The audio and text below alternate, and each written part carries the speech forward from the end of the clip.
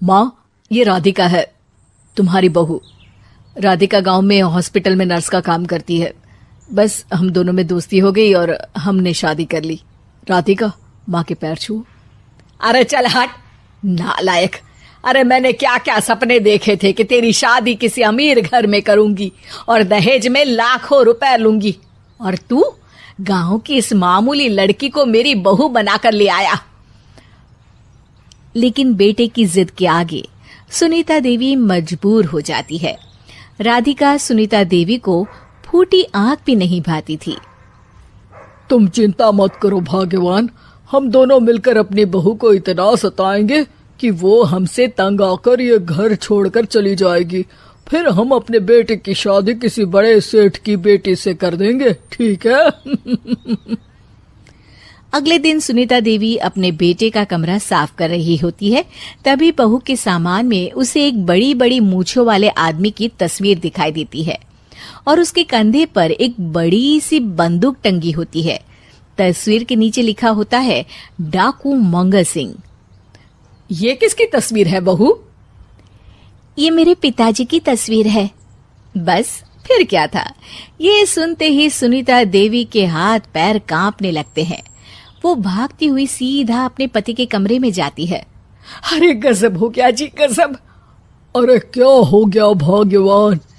हमारी बहू एक मशहूर डाकू मंगल सिंह की बेटी है। हे भगवान, अब क्या होगा? क्या कहा? डाकू मंगल सिंह? अरे मर गए रे। सुना है वो तो बड़ा ही खतरनाक डाकू है, मारता ज्यादा है गिनता कम है।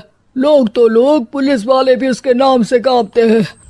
अरे सुना है वो तो हर हफ्ते 2-4 लोगों का ऊपर का टिकट कटवा ही देता है। हे भगवान, अब हम क्या करेंगे? ये हमारे नालायक बेटे ने कैसी मुसीबत हमारे गले बांध दी। हाँ वो तो है, अगर हमने बहू को जरा भी तकलीफ दी तो उसका बाप मंगल सिंह हमें गोली से उड़ा देगा। अब जो मैं कहता हूँ उसे ध्यान से सुनो। तुम बहू से बिल्कुल घर के काम मत करवाना, और ध्यान रहे उसे किसी प्रकार की तकलीफ नहीं होनी चाहिए, समझ गई ना? और ऐसा ही होता है। अगले दिन सुनीता देवी रसोई में खाना बना रही होती है कि तभी, ये क्या माँ जी, मेरे रहते आप खाना बना रही हैं? चलिए हटिए, मैं खाना बना देती हूँ। अरे नहीं नहीं बहू, तू यहाँ क्यों आ गई? जा, तू अपने कमरे में जाकर आराम कर, मैं खाना बना लूंगी। सुनीता देवी जिद करके राधिका को भेज देती है।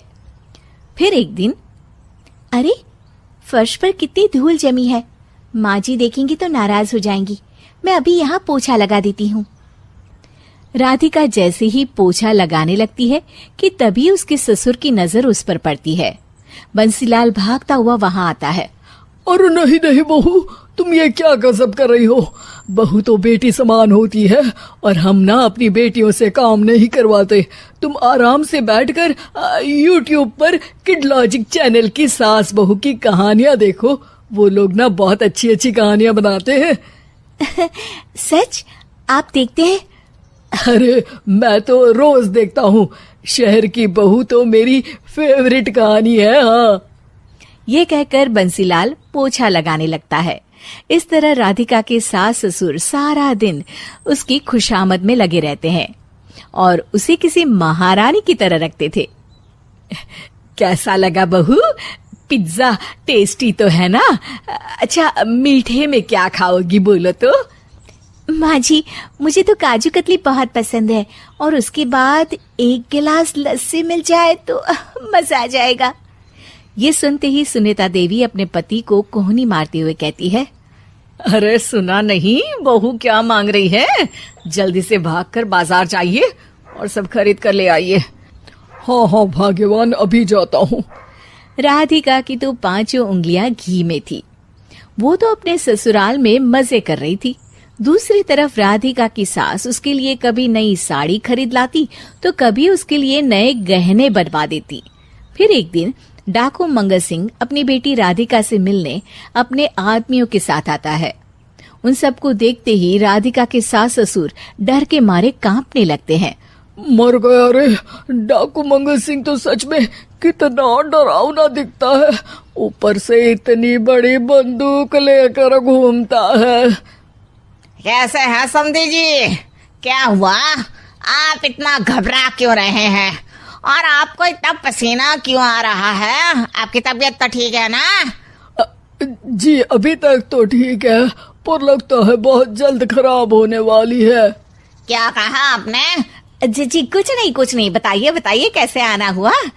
दरअसल आज आपके शहर में हमारी नाटंकी मंडली का प्रोग्राम है, तो इसी बहाने सोचा बेटी का ससुराल भी देखता चलूं। ये सुनते ही राधिका के सास ससुर हैरान हो जाते हैं। क्या कहा? आप नौटंकी में काम करते हैं? हाँ माँ जी, पिताजी डाकू की एक्टिंग बहुत अच्छी करते हैं, उन्हें तो कई अवार्ड भी मिल चुके हैं। और ये बंदूक, ये तो असली लगती है। तभी राधिका के पिताजी अपनी नकली मूंछ निकालते हुए कहते हैं, इस मूंछ की तरह यह बंदूक भी नकली है। ये तो छर्रे वाली बंदूक है, इससे तो मैंने आज तक चिड़िया भी नहीं मारी। और खोदा पहाड़ निकला चूहा। इसका बाप तो मामूली नौटंकी वाला निकला, और हम इससे डर कर बहू की नौकरों की तरह सेवा कर रहे थे। आपने सही कहा जी, इसके पीछे मेरे कितने पैसे खर्च हो गए, और काम कर करके मेरी तो कमर टूट गई सो अलग। अरे बहू, तूने अपने पिताजी के बारे में हमें पहले क्यों नहीं बताया? राधिका मुस्कुराते हुए कहती है, आपने तो कभी पूछा ही नहीं ना माँ जी।